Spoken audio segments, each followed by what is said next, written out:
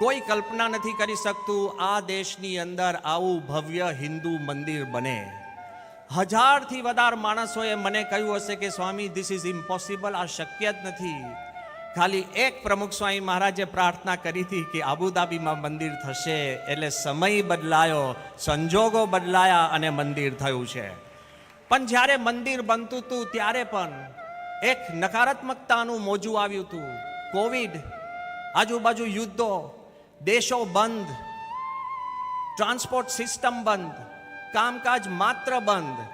જ્યારે કોવિડની ચરમસીમા હતી ત્યારે નેનપુરમાં બેઠા બેઠા આપણા ગુરુ મહંત સ્વામી એક પત્ર લખ્યો હતો 22 ડિસેમ્બર 2020માં.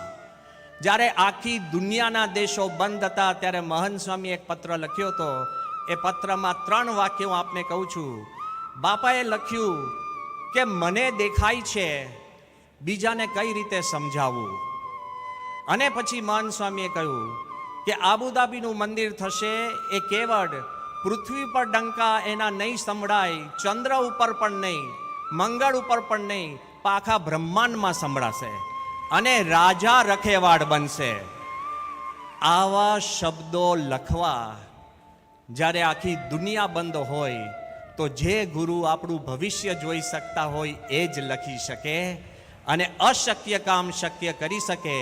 તો આજના દિવસે આપણે એક જ પ્રાર્થના કરીએ, જો સાચા શિષ્યો હોય તો મહંત સ્વામીના ચરણોમાં તમારું જે અશક્ય કામ હોય, તમને લાગે આ શક્ય જ નથી, એવી પ્રાર્થના કરીને જજો અને see the miracle that happens in your life.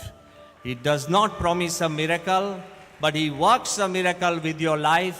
Let us pray to a Guru who is true, not just for us, but the whole world at large. Thank you very much.